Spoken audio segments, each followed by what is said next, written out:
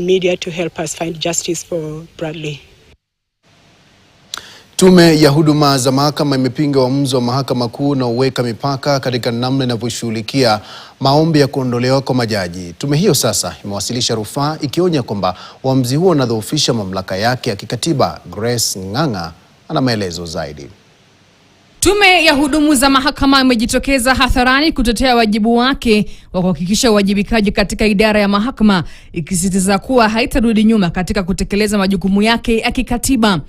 Katika taarifa iliyotolewa baada ya uamuzi wa mahakama kuu, tume hiyo ilisema haijaridhishwa na baadhi ya vipengele vya hukumu hiyo ambavyo inaeleza kuwa vinabanwa na vinapunguza mamlaka yake chini ya katiba. JSC imetaja kuwa iwapo kama tume ya kikatiba iliyoanzishwa chini ya kifungu cha 171 cha katiba na ina wajibu wa wazi chini ya kifungu cha 172 za kulinda uhuru wa mahakama, huku ikihimiza uwajibikaji ndani ya idara ya mahakama.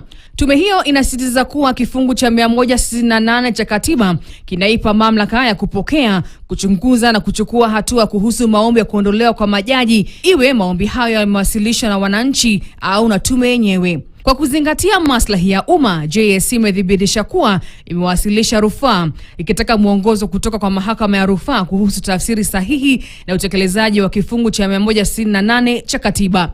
Rufaa hiyo inafuatia uamuzi wa mahakama kuu iliyotolewa katika shauri la katiba nambari E110 la mwaka 2025. Katika uamuzi huo, mahakama ilisema kuwa ingawa JSC ina mamlaka ya kikatiba kushughulikia maombi ya kuondolewa kwa majaji, haiwezi kutekeleza jukumu hilo bila kuwepo kwa kanuni zilizochapishwa rasmi kupitia gazeti la serikali ili kuongoza mchakato huo. Mahakama ilibaini kuwa kukosekana kwa taratibu zilizochapishwa kuna hatari ya kukiuka misingi ya haki ya utawala bora, na ikaagiza tume hiyo kusitisha kushughulikia maombi ya kuondolewa kwa majaji hadi kanuni stahiki ziwekwe. Grace Ng'ang'a, KTN. Majibizano hadharani baina ya viongozi wa chama cha ODM yanaendelea